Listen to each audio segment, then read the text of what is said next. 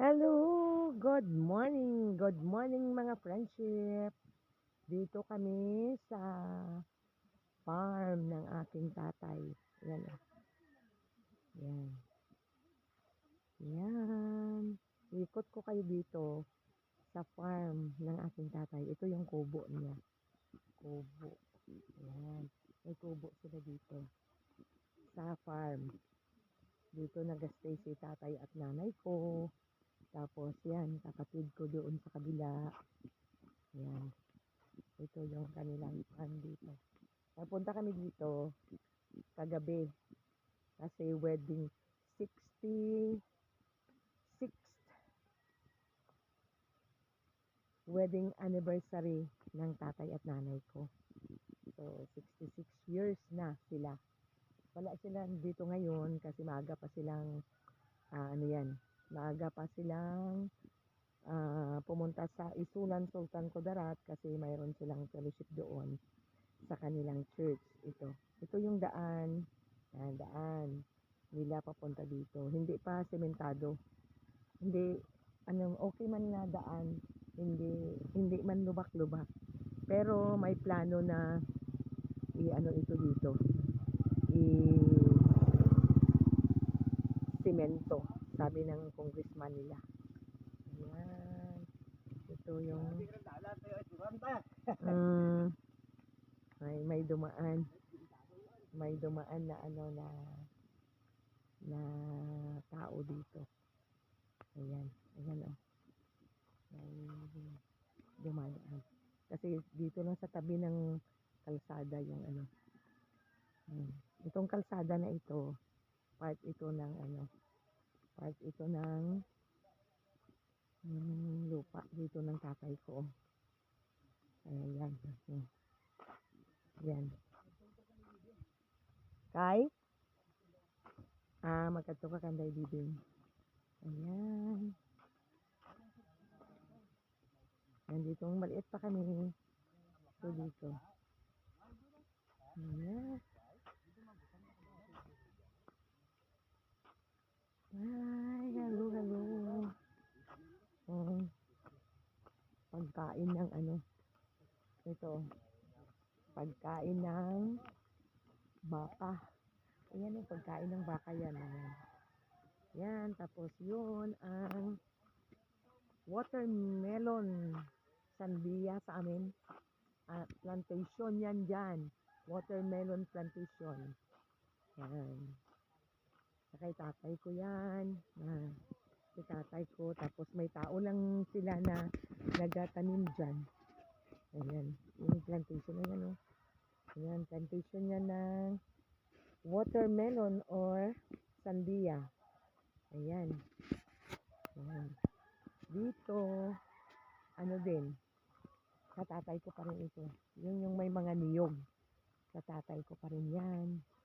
Ayan. Tapos, may pinsan din ako dito.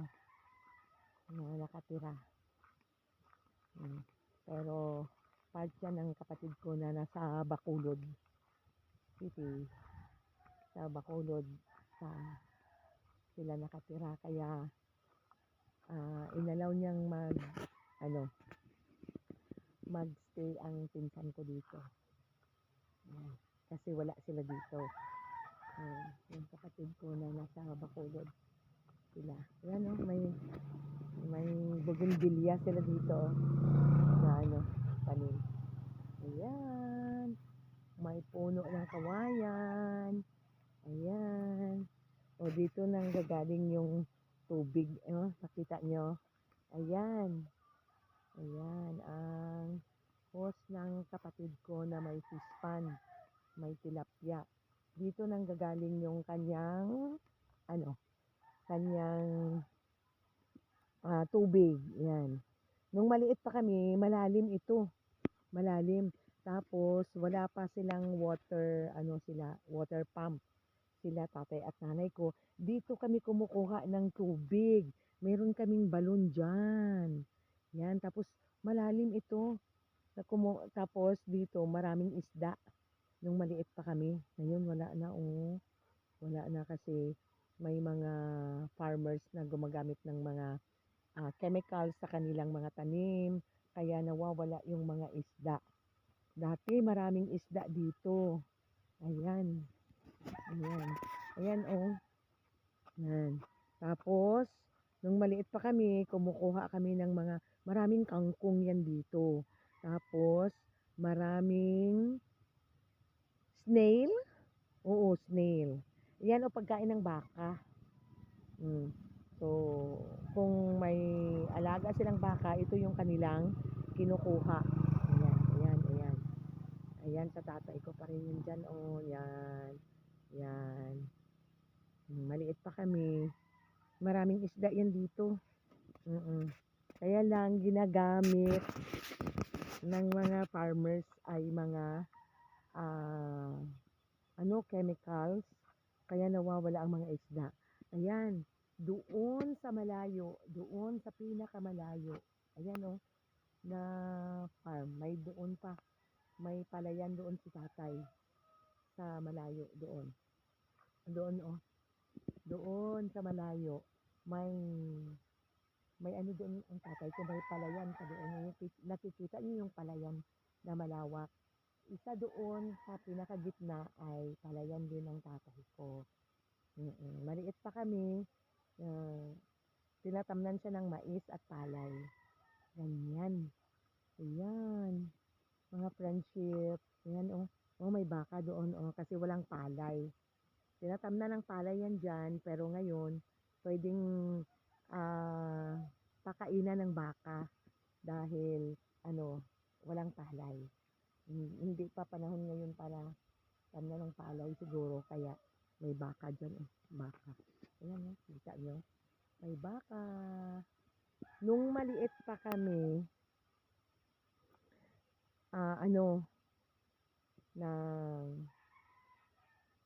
may malaking puno yan dito ng kahoy.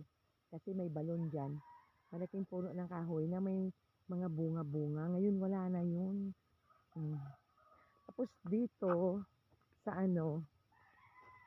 likod ng bahay ng pinsan ko, meron dyan,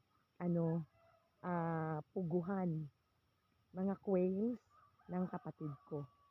Oo, may quail sila dyan. Marami. Yun yung kanilang business ng kapatid ko, quail. Pero tinitinda nila ang mga itlog ng quail o ng pugo doon sa Isulan, Sultan Kudarat. Ayan. Noon, itong may mga watermelon, yan, palay ang tinatanim ng tatay ko. Palay. Ngayon, kasi wala masyadong, hindi siya matubig ba? Wala masyadong ulan, kaya, ayan, sandiya yung tinatanim nila.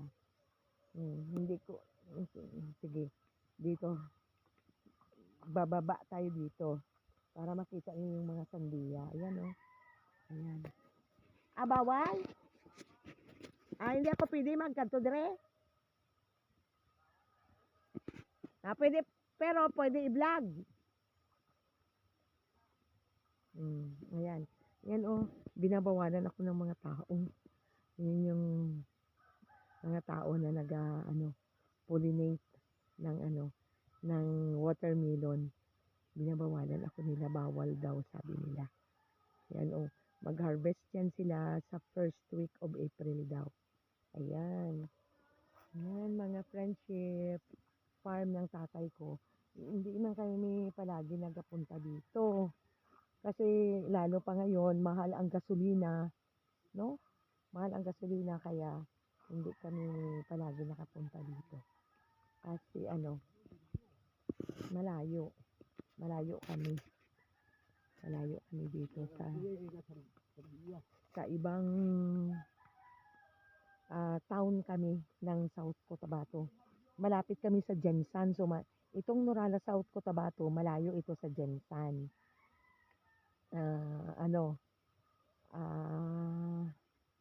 Pag magpunta kami dito, malayo. Kaya, hindi kami permanenteng, may okasyon lang kami pumupunta dito. Kasi, katulad ngayon, anniversary ng tatay at nanay ko. Kaya kami pumunta kagabi. hindi kami nakauwi. Hindi kami umuwi. Nagpapahintay ang aking nanay at tatay. Kapag dating nila mamaya, pa daw kami mag-uwi. Kaya parang gusto nilang magsama sa amin. Ayan oh, may sasakyan oh. Yan. Daanan kasi ito dito. Daan. Papunta sa bundok. Doon sa taas. Bundok. Ayan. Ayan. Ayan mga friendship. Nung maliit pa ako, kasi tinatamnan ng palay, mayroong mga pilapil dito. May mga pilapil dito. Nagtulong ako sa tatay ko paggawa ng mga pilapil. Pilapil ng kapalayan. Tapos yung mga pilapil, tinatamnan ng nanay ko ng mga gulay. Ayan. Ayan. Dito na tayo sa fish pond. Fish pond ng kapatid ko. Nakita nyo yung hose kanina na kulay green? Doon dumadaan ang tubig papunta dito. Sa fish pond ng kapatid ko. Ayan. Ayan. Ang haba na ng ating video ngayon. Kabalik. Hello, friendship. Ayan. May mga mga brother-in-law ko. May mga dumating, may mga sasakyan. Ito, motor ng aking brother-in-law. Yung may sari-sari store doon sa malapit lang dito. Ayan oh, mga sasakyan nila dito sa farm. Ayan, yan sasakyan ng ating ng ating kapatid. Ayan. Tapos dun sa likod ng kanilang may babuyan at saka manukan. Ayan sila oh. Ayan oh. Ayan, kumuha sila ng baboy. Hindi ko alam kung anuhin nila yung baboy. Itinda nila. Bye, friendship. Bye. God bless. Thank you so much. Thank you for watching, mga friendship. Thank you.